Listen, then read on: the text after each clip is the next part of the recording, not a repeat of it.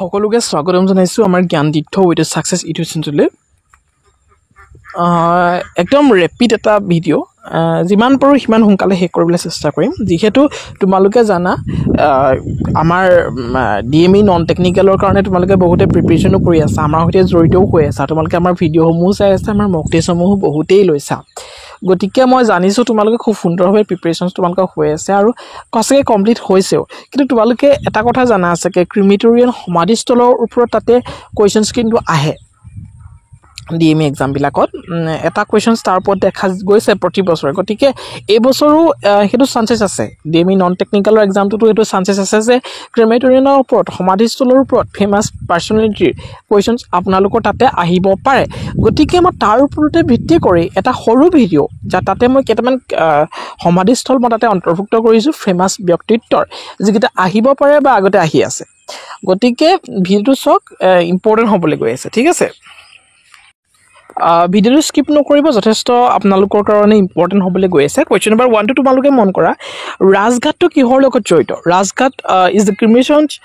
site of which Indian leader ৰাজঘাটটো আমি সকলোৱে জানো ৰাজঘাট বুলি কৈ দিয়াৰ লগে লগে মহাত্মা গান্ধীৰ লগত জড়িত আৰু নিউ দিল্লীত এই ৰাজঘাট আছে নহয়নে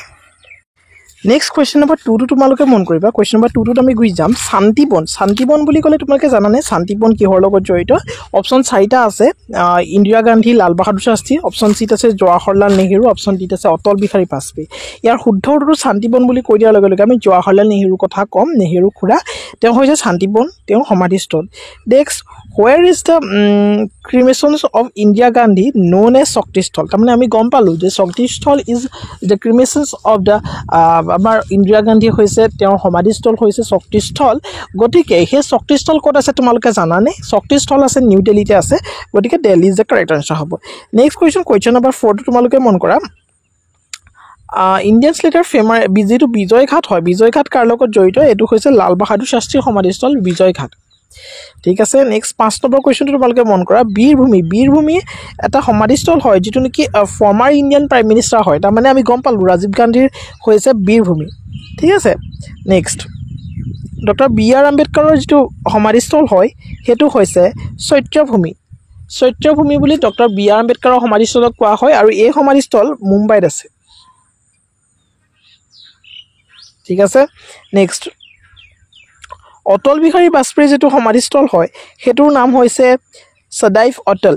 নাম পাছত অটল ওয়াৰ্ডটো আছে তোমালোকে গমে পাই যাবা নেক্সট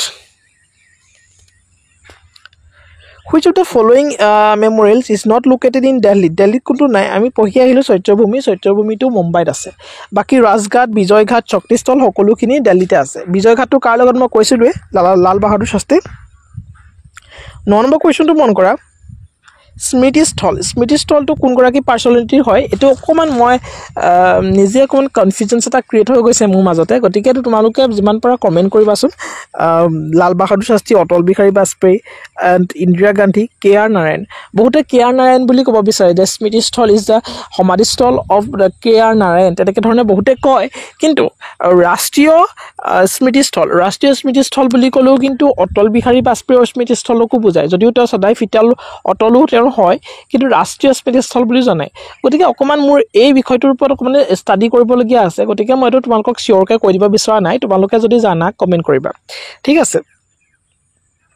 নেক্সট নেতাজী সুভাষ চন্দ্ৰ বোস মেমৰিয়েল নেতাজী ভ্ৰমণ ক'ত আছে কলকাতাত আছে অপচন এ টো হ'ব শুদ্ধ উত্তৰ which famous leader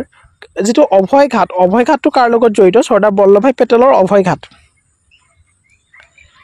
আৰু Karm Bhoomi is related to APJ Abdul কালামৰ যেটো সমাধিস্থল হয় হেয়া হৈছে কৰ্মভূমি নেক্সট মিডিস্থল পুনৰ আহিলে মই এটোৱে কৈছো তোমালোকে কমেন্ট কৰিবা ঠিক আছে